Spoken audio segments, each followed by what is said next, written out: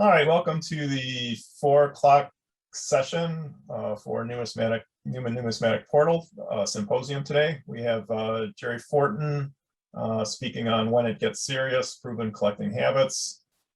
Gerry's a lifelong collector and in retirement has put on his dealer hat and has gained a lot of additional perspectives on the coin business since that time. So Gerry's going to share with us some of his experiences today. All right, Gerry, if you want to start your video, we'll get things kicked off here. Okay. So we're all set, Len? Yep. All right, very good.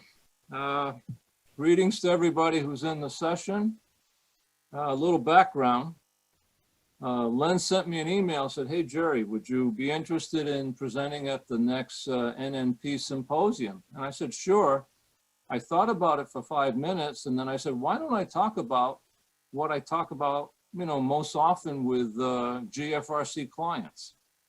There's always mentorship going on in terms of, improving collecting habits. So why not put it all in one presentation and share it?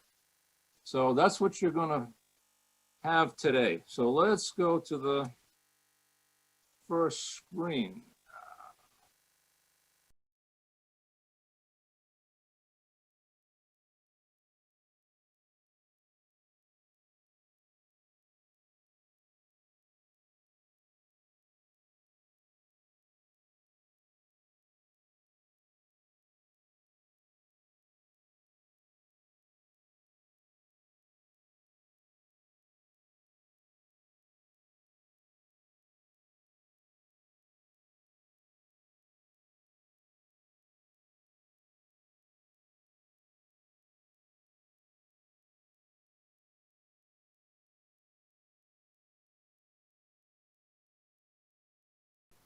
All right, so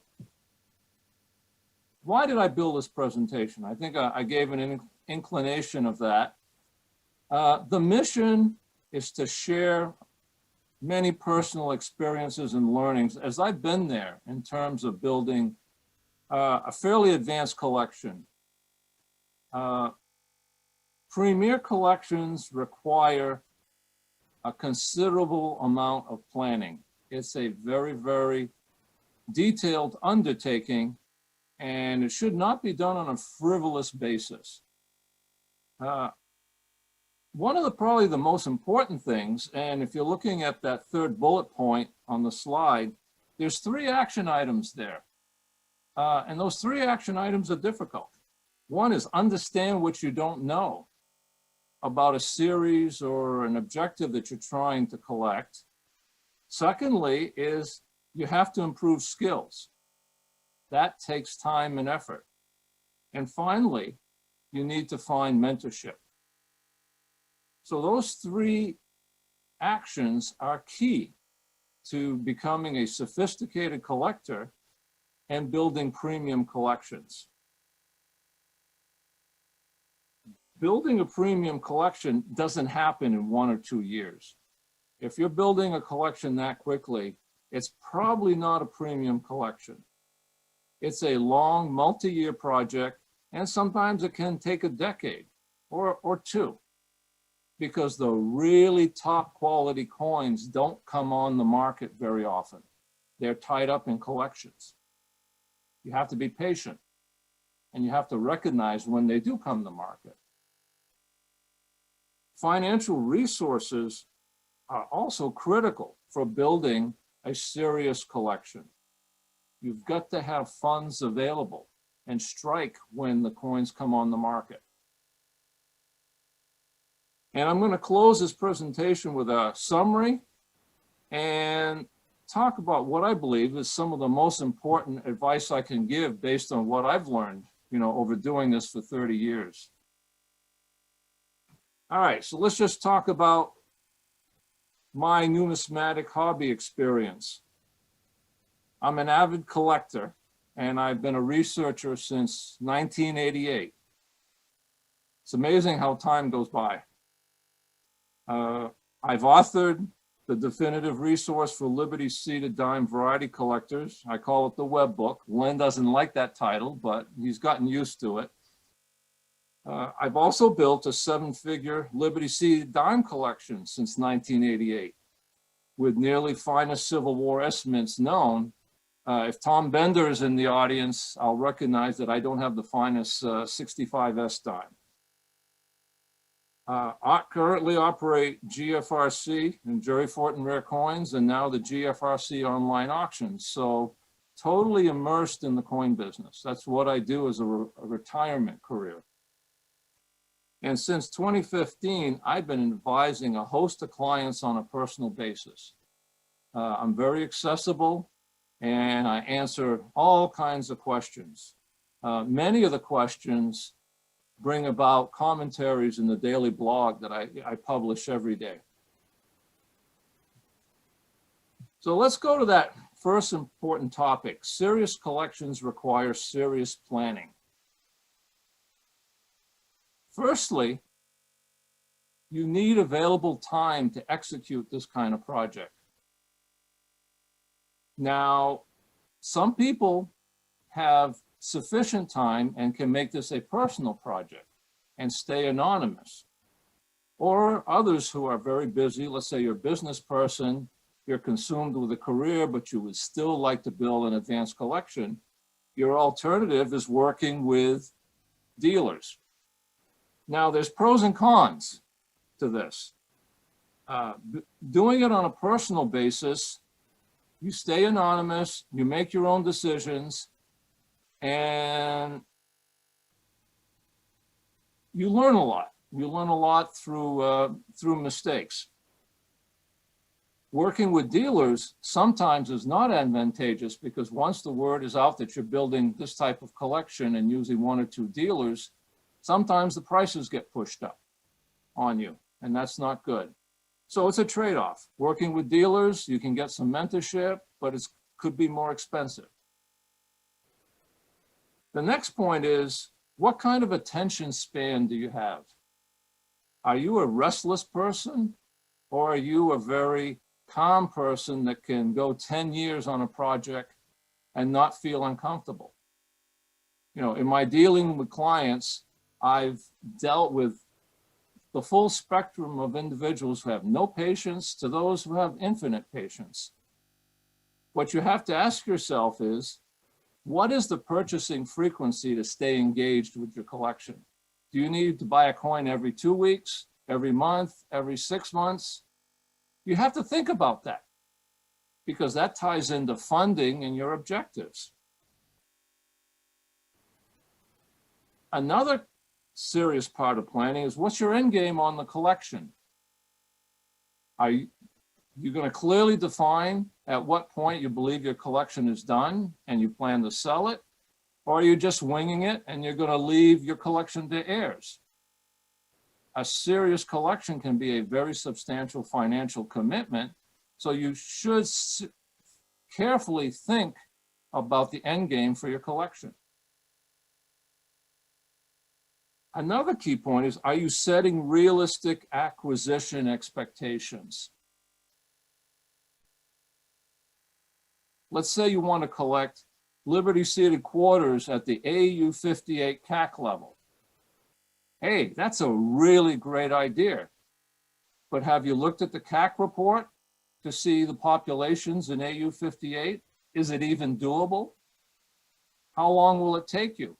How long will it take these coins to come back on the market? That's what I mean by a realistic expectation. You've got to do your homework, look at population reports, and decide, can you spend years waiting for these coins to come on the market? And finally, patience and persistence are virtues when you're building an advanced collection. You cannot be in a hurry, and you must exercise restraint. We all want to fill holes. It's part of our psyche. Unfortunately, that drive to fill holes may lead to less than optimum coins being purchased. Gotta have that real patience to only buy the top premium coins and be persistent, because if you're not watching the market, a premium coin can come on the market and come and go before you even know it. So it's fairly involved.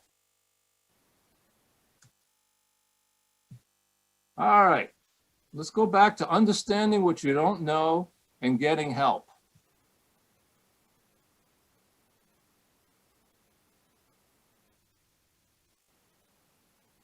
Over the years, when I built my collection, I was incredibly strict about the coins I bought. And those three parameters that I was fanatical about was strict originality, eye appeal, and strike. Building a very serious collection requires a set of acquisition parameters that you can judge each coin against. The result is a very consistent looking collection.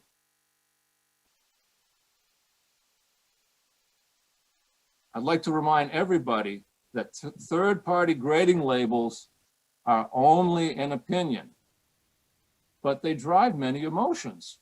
For example, set registry. If you're caught up in the set registry situation where you want to be in the top 3, that can lead to label buying and not coin buying. Just a reminder that buying the coin on a very strict set of parameters is key to building a top-notch collection. The next point is, can you repeatably grade at the targeted grade level? Let's say you're building a set of Barbers in 65. Do you understand luster? Do you understand marks? Can you repeatably see MS65s in the pool of 64s and 65s and 66s that are out there? That takes time and self-training of your eyes and your evaluation skills. Originality is a huge issue in the marketplace. Many, many coins that are TPG graded are not original. They have issues. However, they're market acceptable, they end up in holders. And even some of the top coins, 65s and 66s, they've been doctored. Some of the doctors do fantastic work. You need to train your eyes to see that some colors are just not original on tone coins. You should be suspicious. But again, that takes time to train your eyes and to work with an experienced professional or a collector friend who's well advanced that can point these things out to you. And the final point is, find somebody that has more experience than you do. And hopefully they're willing to consult until you are comfortable with your personal skills.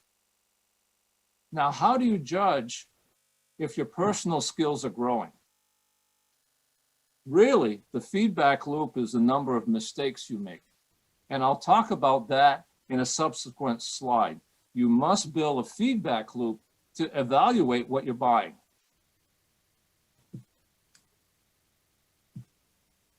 All right, serious collections take years to build. All right, I made this point already, but I'll stress it again. Focus on the coins and not the TPG labels. I can't stress this enough. There are many 5s and 66s out there that are just not that nice. And if they were cracked out and sent back in, they wouldn't grade at those levels. Grading is an imprecise activity. There's a distribution to grading.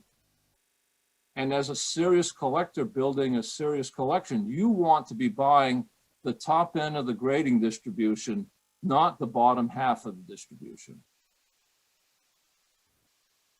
Making mistakes is easy. It's very easy in the marketplace.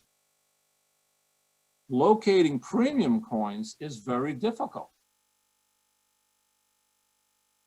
You can go to a coin show, and if you've got money in your pocket and you're dying to fill a couple of holes in your collection, it is so easy to buy a non-premium coin because it's out there and you've been waiting, you know, 3, 4, 5 months to go to a coin show and you want to take something home. Finding premium coins takes time and relationships. I think I've stressed this already. Use that logical evaluation criteria and don't get emotional when making coin purchases.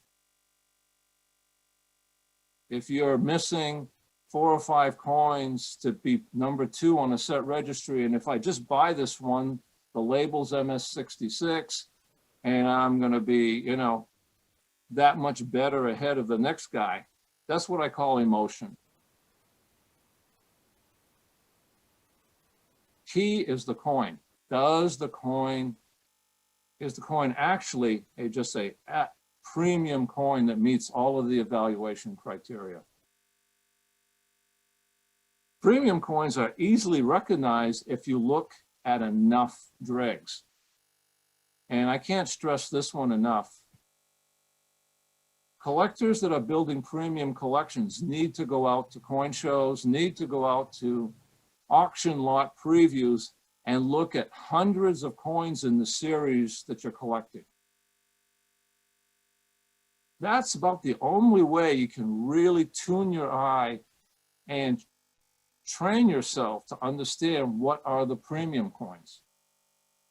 Especially today when you have CAC approved coins and non-CAC approved coins at auction previews or in dealer cases.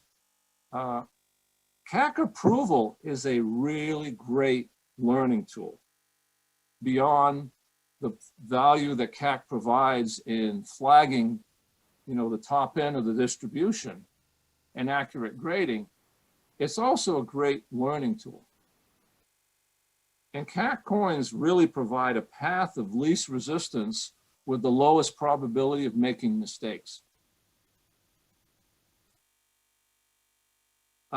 The final point on this slide, and I tell this to many, many clients, never talk yourself into a coin. If you've got good eyes, you understand the evaluation parameters, and a coin is marginal, just in one of the parameters, making you a little bit uncomfortable, learn to walk away and have no regret. I can't tell you personally how many coins I have walked away from because the strike wasn't there on seated dimes. And many dates in the seated dime series are notorious for poor strikes, either weak heads or weak reverse wreaths. And you just have to walk away from a 66 or a 67 that would be ideal for your collection because it's beautifully toned, but the strike's not there. That's what I'm talking about, is just learn to walk away and say, it doesn't meet my criteria. Now let's shift and think about the financial resources to do this kind of project. It's important early on that you have sufficient numismatic capital that matches what you plan to acquire. It goes back to how often will you be buying a coin? Every 2 weeks, every month? What's the typical price of a coin in the collection you're building? Is it $2,000, $5,000, $10,000? That money needs to be there. I have a couple clients who buy coins based on when they hit put options. And they have a lot of money. And then they come in and buy coins and then they go dormant for a while until they get lucky again. That's not the way to collect. key to building a great collection is building up financial resources to strike when the opportunities appear. In the numismatic market, premium coins appear on a random basis. Sometimes you go through a hot spell where all of a sudden you've got 3 or 4 coins that you'd love to buy. Other times you go 6 months to a year and there's nothing that really entices you. It is key that you have this financial reserve and you just let it sit there for when the right coins come along. Then you can strike either at auction or on a retail price list when just a coin or a collection comes out of the woodwork. The next point is one that I preach consistently. Have discipline with immediately selling duplicates when you're upgrading. This is the feedback loop that allows you to evaluate your proficiency or your collecting proficiency. If you're able to sell duplicates and break even or make a small profit, over a 2-year period, that's great. That's fantastic, because now you're just taking your numismatic capital out of duplicates and making it available in that pool to buy the next upgrade. If you start selling duplicates and you're losing 20%, you probably want to stop for a moment and think about what you're buying and go back to understanding your skills, your evaluation skills. So selling duplicates, I make the last bullet on the slide just to reinforce that point. The selling side of the equation, in many times, is more important than the buying side.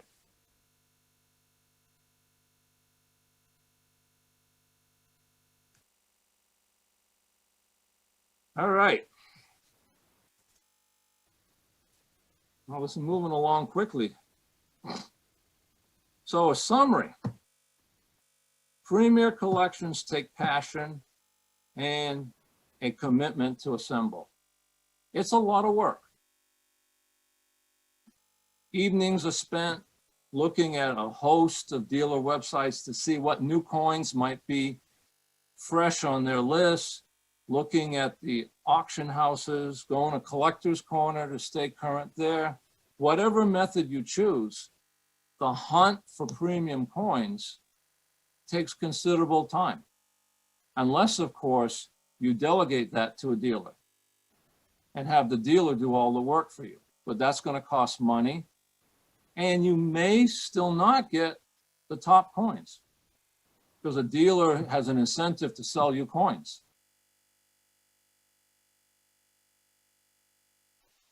The next point is stepping up on premium coins takes confidence. Don't go cheap. I can't stress this point enough. When I was building my seated dime collection back in the 1990s and early 2000 timeframe, I was looking for the premium coin, the best coins I could possibly find, and I paid the price at auction or on a dealer price list to get the coin. Superior coins will cost premiums, but as Jim O'Donnell used to tell me all the time back in the late 1990s, once you own an absolutely gorgeous superior coin, you'll forget how much you paid for it. And as the years go by, you start patting yourself on the back and saying, boy, was I smart to pay that much for that coin, because look how much it's appreciated. The top premium coins appreciate the most because they're in the highest demand. It's just supply and demand.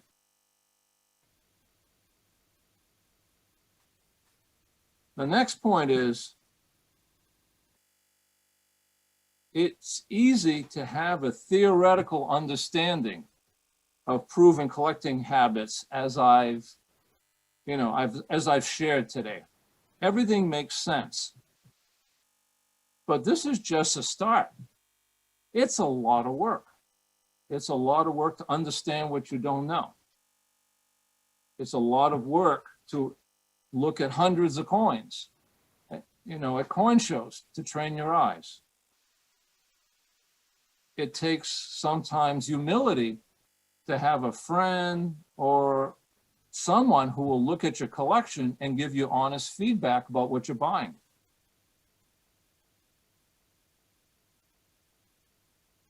This is what I call execution. Daily or constant focus on your collection, or allocating, you know, an hour or two per day or whatever you have over a period of years, that gets the job done, and you find yourself as a much more sophisticated and knowledgeable collector. Execution also brings about the substantial long-term financial results. If you look at the great collections that have been formed in the past, those individuals have done extremely well over a period of 20, 30, 40 years.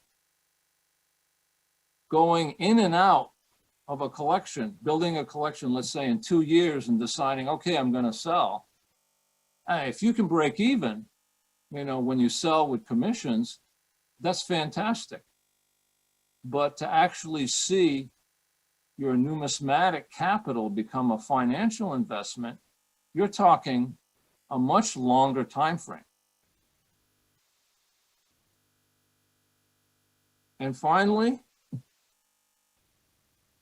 taking pride in your collection is probably the most valuable reward.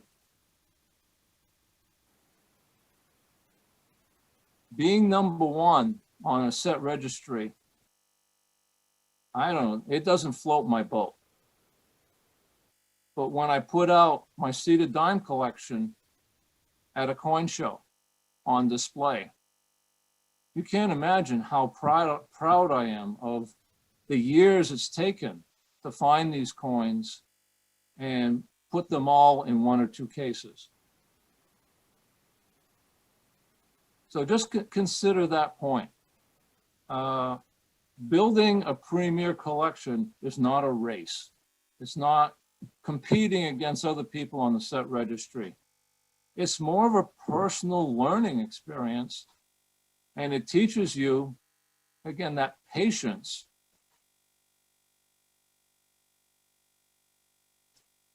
And I believe in a half hour, I pretty well covered everything I wanted to say. All right. Well, thanks a lot, Gerry. We got a few questions here. First one, great presentation, comment. I collect non-US world coins. I was lucky enough to find dealers who are also my mentors. I realize I'm not able to grade critically, so I didn't try. But by being loyal to a few dealers, I had access to the most important coins in my collection. It's not necessarily about having an open checkbook, it's more about access. Yeah, so what's the question? That was more of a comment. I think it went to your point of, you know, you can't just buy coins when you have the money. You got to be prepared to bite the bullet, and sometimes it's more a question of having the opportunity than having the money. Oh, absolutely, absolutely. Hey, as a coin dealer, it's the same thing. Whether you're a coin dealer or you're a coin collector, the opportunity, the buying opportunity is critical. As a coin dealer, it is so challenging to buy premium coins, but it's quite easy to sell premium coins because they're in such demand. So I understand it. And again, I'm still a collector, and I will probably upgrade my set 2 or 3 times per year. That's it. It's a 121 coin series. And maybe I'll do 3 upgrades in a year now. So access to premium coins is a huge issue because all the great coins are tied up in collections. All right, another comment. In today's market, great material is rarely ever on a price list or on the floor at a show. I, I, I think that the point they're making is that, you know, they sort of have to have, or this collector really needs to have, really relies on his dealer connections to funnel him good coins, and these coins may not ever appear on the market. I disagree with that. Okay. There are great coins out there. As a dealer, I buy them every month. It's easier because when you're a dealer and you're focused on 10 series, you can always somehow manage to find something, you know, let's say in the seated world or the barber world or drape bus, but they do come to market. The key is how wide is your search, and how frequently do you search? Do you go to Collector's Corner once a week and scroll through the series that you're collecting? Do you do that? You will find sometimes it's luck, absolute luck. I'll give you an example. I bought an 1869S Liberty seated dime in MS67 CAC, the finest known, earlier this year. It just popped up on Great Corners. Great Corners. Great Collections. It just popped up out of nowhere. I have no idea where this coin has been for 20 years. Again, it gets back to patience. You've got to look, and you will find the right coins. Auctions lately have been struggling in terms of premium coins. You don't see a lot of top-end cat coins, unless you're talking Pogue or, you know, the absolute top end. You don't see a lot of that today. The auction houses have to sell in volume. And when you sell in volume means you're selling the middle range of the grading distribution, not the top end. Yeah, it reminds me of a comment Jim O'Donnell made a few years ago. I was at a coin show and went up to his table and complained that I couldn't find anything. And he said, well, you're not working hard enough. So. All right. Next question. Where do you think coin collecting will go if we go to digital currency? I don't think it's going to change. What I see is the individuals who are capable of building top collections are typically those with financial resources, those who appreciate art, those who appreciate US history. And also those that enjoy the hunt and the camaraderie that comes with this type of pursuit. Digital currency, I think it could impact the hobby 30, 40 years from now. I don't see it impacting the hobby in my lifetime. All right, next question is a good question. Roughly what % of type coins do you think are PQ? What % of type coins are PQ? You probably have to put a lot of qualifiers around that. For example, you know, if you go to a major coin show and walk around the bourse floor, what % of the type coins are PQ? I would say 10%.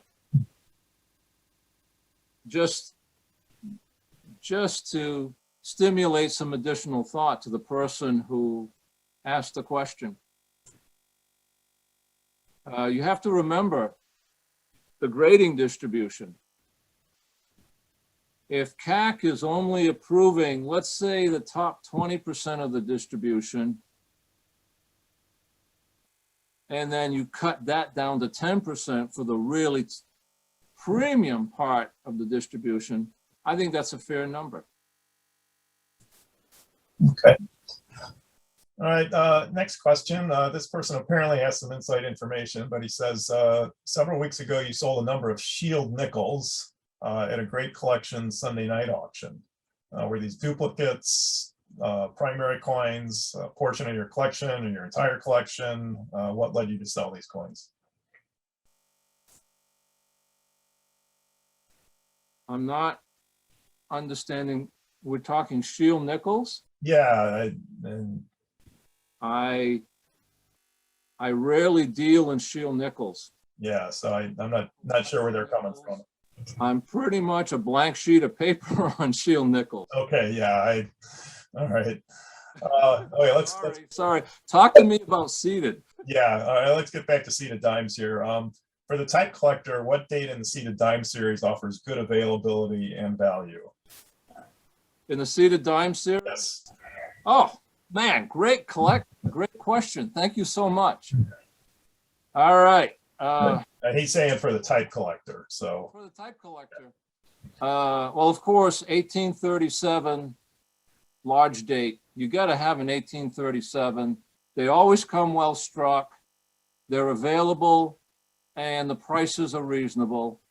When you go to the with stars design, so you're talking 1840 to 1860. The problem with those dates is strike. The strikes are very erratic. You have to look at head and chest details. You have to look at the reverse wreath. And I'm just trying, while we're talking, to think about which date comes the best struck. Clearly 1853 with arrows is a top type coin. And if you're patient enough, you will find some of those with absolutely hammered strikes. Even though they were produced in the millions, you can find some really beautiful 53 arrows. Otherwise, I'm just thinking 56, 1856, 1857, 1858 are all common. They're inexpensive, but strike is an issue. You have to be very, very patient and find, a fully struck example. When you then go to the with legend, the problem with the with legend design is flat heads. I'd probably say 70 to 80% of the with legend dimes are either partially struck on the head or on the upper reverse, left reverse, and those weak grains. I mean, they're just, it's an area that's always weakly struck. If you want a with legend dime that today I think is underrated, look for 1860 and 1861, even 1862.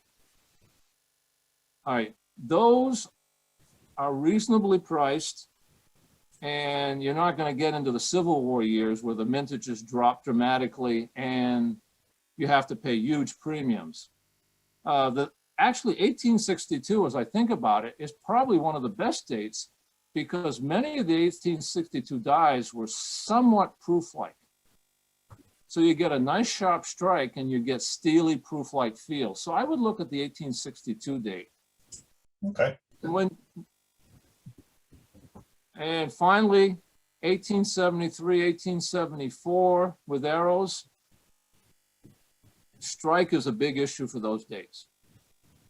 74s are more common than 73s. Believe me, try and find a nice mint state, 1873 with arrows, dime. You'll be surprised at how difficult it is. All right. Next question. How do you find a mentor? Dealers want to sell you coins rather than teach you how to buy coins.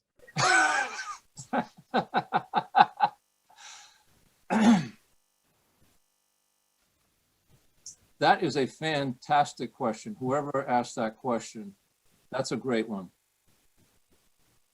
I'll give you my personal experience when I was a naive collector starting in '88.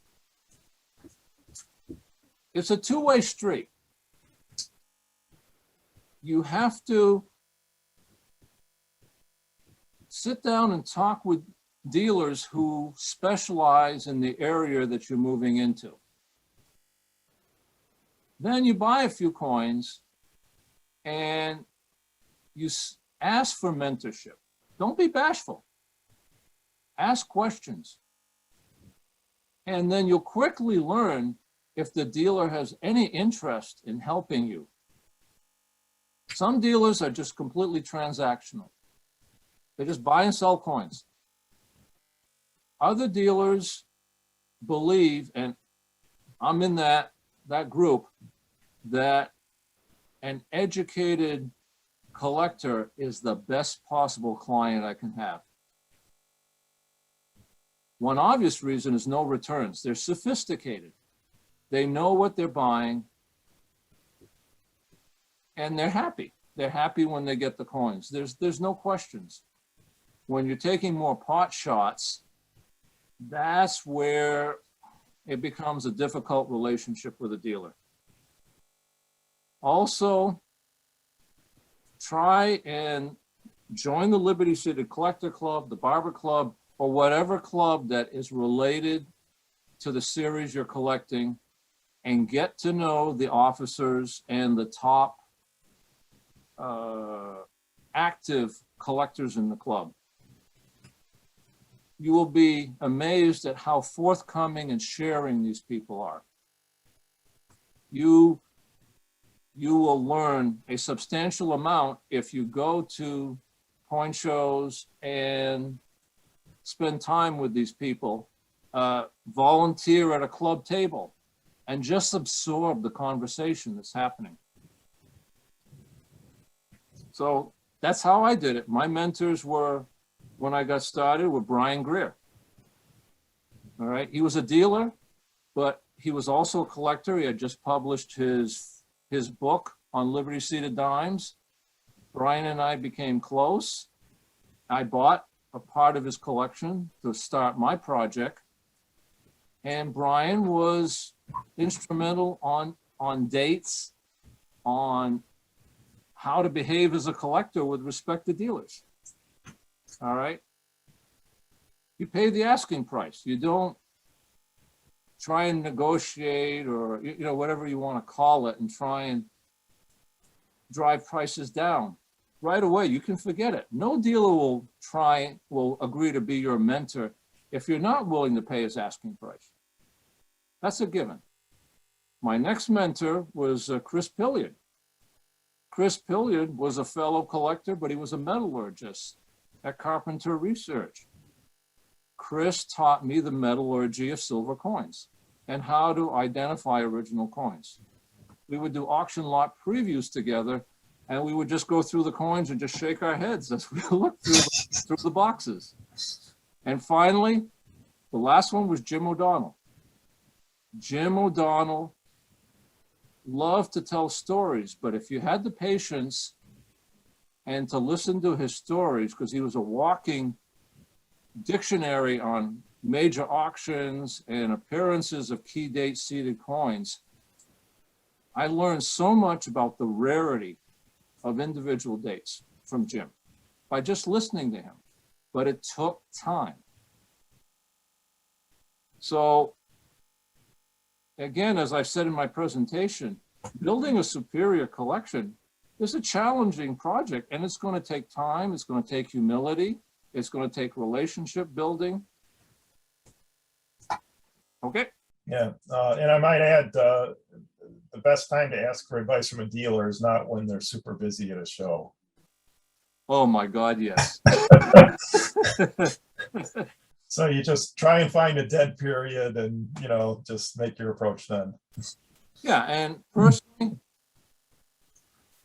sometimes my partner, Dan White, will just look at me and I'll spend, in a dead time, I'll spend 45 minutes with somebody who buys a $150 dime. Yeah. I will do it because it's my heart. I can see as a new collector, I will invest the time because the hobby needs more and more collectors. Right. But don't try and offer me $130 for a $150 coin after I spent 45 minutes with you. Yeah. It's over. Right. All right. Next question. When you're trying to build a premium collection, are you not inflating a bubble that is about to burst? Can you not get a buzz from a EF45 collection of a series and sit back much happier and wealthier? Lynn, can you just read that question again so I can comprehend it? So when you're trying to build a premium collection, is one not inflating a bubble that is soon to burst? Can one not get a buzz from an EF45 collection and sit back much happier and wealthier? So I think he's talking about chasing top pops and. Yeah. Oh yeah. Yeah. No, that's a great question. When I was building my own collection, I stayed away from top pops because I thought they were too dangerous on the resale side. I would always buy premium coins at the knee of the value curve. So 65s ended up being my target point because they were very affordable. But you go to a 7, you're paying sometimes 3-4 times more than a 65. One of the questions I would always ask, and I failed to put this into the presentation, but I'll say it now. Whenever I bought a coin, I always thought about resale. How easy would it be to resell this coin? And if I felt comfortable, because I was always turning over my duplicates, if I felt comfortable I could resell this coin and get close to break even, I'd buy it. All right. Now about XF45 versus AU or mint state, that is a personal decision. If your finances only allow XF45s, but you're looking at mint states as a bubble, I don't think that's accurate. The mint state coins, in many cases, are also moving up in price. The populations are low, especially key and semi-key dates. But I respect any collector who builds a beautiful XF45 set with uniform gray surfaces. It is a thing of beauty to see. Yeah, and there's some gorgeous coins, not just XF, but all grades. I mean, there's choice coins at every level. Oh, yeah. So, all right, next question. Do you have a standard practice for how much you are willing to bid on a premium coin that rarely comes on the market in auction? How much above the retail prices and historical auction prices? Oh, good question. The answer is there's no standard rule of thumb. If you know your series well enough and you've been watching the series for 20 years, you know how rare a coin is when it appears on the market. I'll give you an example.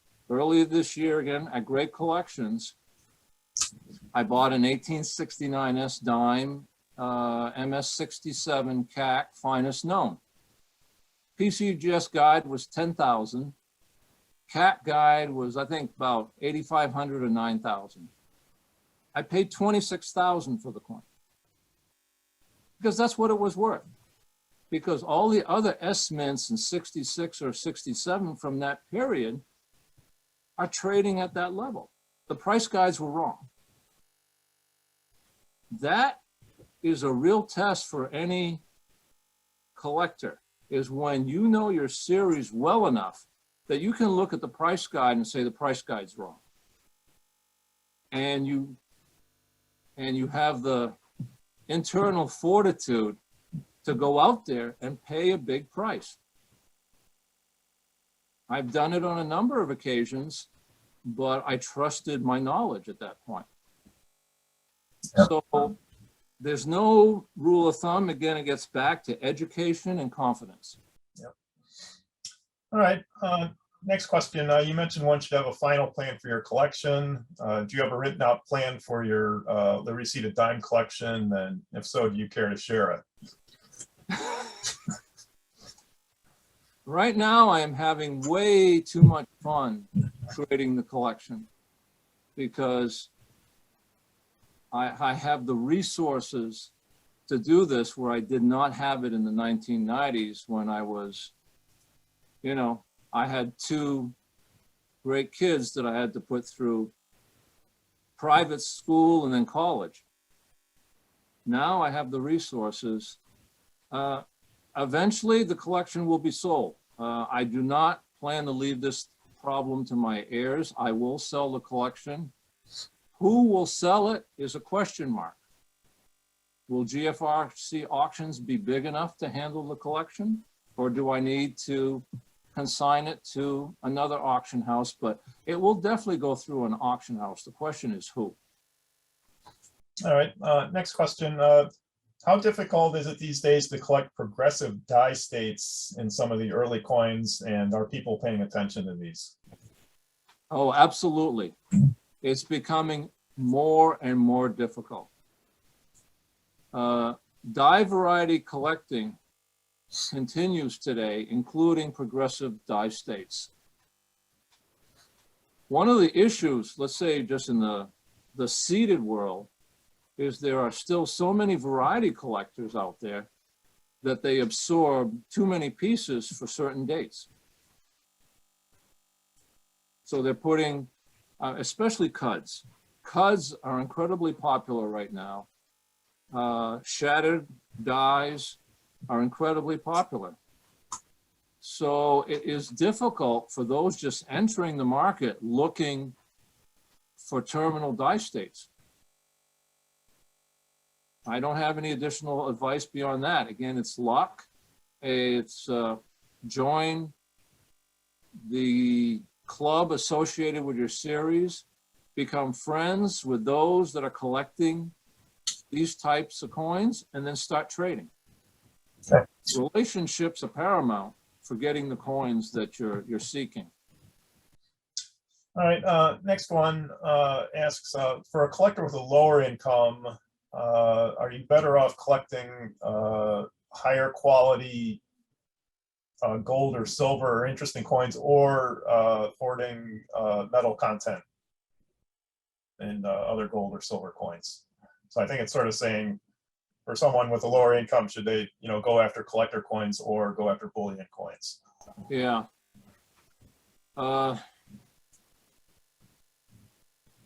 That's a really, really, really good question. I've not thought about it that way.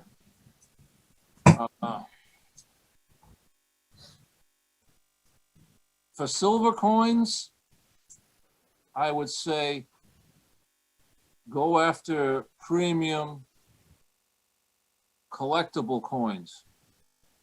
I mean, if your budget, you can only afford fines, buy really nice, fine CAC-approved coins. Put your money there. That market's very, very liquid because there's so many collectors in that space. If you're looking at gold, I would focus on those series where there is not a huge premium over the bullion content. So there, again, you can go after, nice AUs. Let's say $5 AUs, even $10 AUs. And the premium over the bullion is not that large. And if you have a good eye and you can pick coins with few marks and nice original luster, you get to play the bullion market and you play the collector market. I mean, I don't think you'll hit a home run, but the monies you spend in that area will be financially sound. All right. Next question. I belong to a coin club that has many older individuals with expertise in various coins. Would this be a good place to find a mentor? What question should I ask to see if they have the knowledge and could make a good mentor? What was the end of that? What question should I ask to see if they have the knowledge and could make a mentor, could make a good mentor? Finding a mentor.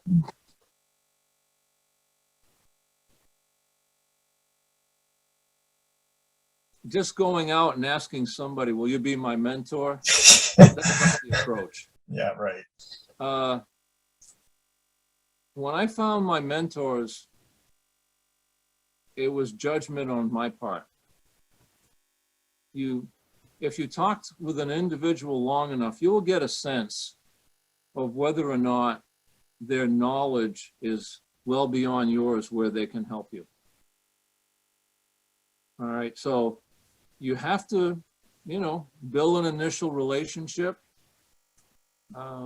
with those individuals and decide, does this person, have sufficient knowledge that could be transferred to me? Yeah. It's no different in the business world. One of my philosophies during my semiconductor career was always to work for a boss who was way smarter than me. That's how you grew, because you watched this man or woman and you just learned quickly how they operated. How well were they in terms of strategies? So the onus is on you, but don't walk up to somebody and say, will you be my mentor? Nah, that you'll scare them away. Yep. All right, next question. Oh, this is a good question. If your dream coin is tied up in a known collection, how do you deal with waiting for it? Do you feel if you wait long enough, the coin will come out?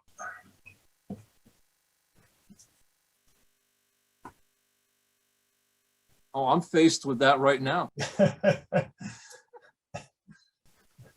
I just talked with the gentleman 2 days ago, and he reminded me he's 10 years older than me.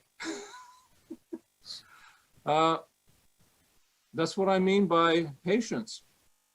If your dream coin is tied up in another collection, you have two options. You have to pray that a comparable coin comes out of a bank box somewhere that's not known to anyone, or you just have to wait for that person with the dream coin to decide to sell. There's no alternative. It's frustrating, but it's part of the hobby. Yeah. All right. Another person comments, that's a reason why they're called guidebooks. I think that's in reference to the dime that you bought that was priced a lot higher than the guidebook. Yeah, they're price guides. And when you get to the earlier series that don't trade that often, the guides don't get updated. A lot of the, very low pop dates, they will tend to linearize the prices. Yeah. All right. Even though there's no records, they'll throw numbers there. And those numbers are not reflective of the true rarity of the pieces when they come on the market. You have to know this. Yeah, I think the point is there, in a price guide, there's just thousands of price guides or prices listed in there. And to examine each and every one of those every single month and do a really careful analysis on it just isn't practical. It's effective for the people who publish those guides. Yeah. If you're doing Mercury dimes or Morgans or Lincolns, there's so much activity and so much data. Right. So let's say like CDN. Yeah. CDN is absorbing all this data, so their guides can be more realistic. But you get to some other like website guides, I won't name them. It's doubtful that they have a staff that's just doing price research all the time. Right. Right. And these thinly traded issues, it's pricing ends up being more like an art, and you just sort of have to say, well, okay, maybe this coin isn't the same date and mint mark, but it's about as rare and has about the same size collector base, and it's sold for X. So, this one should be similar. Well, the other problem with price guides is one number, but what does it reflect? The average coin? Right. The top end coin? Or the dreg? the dregs, you know? What does that guide reflect? Yeah, and of course, we're seeing larger and larger disparities between low end and high end coins that are in the exact same graded holder. Oh, absolutely. Absolutely. So, all right. We are getting to the end of our time, and we've run out of questions. So, Gerry, thank you very much. This is really stimulating, great questions, and good interchange with the audience here. So thanks a lot for presenting. All right. Thank you, everybody, for participating. All right.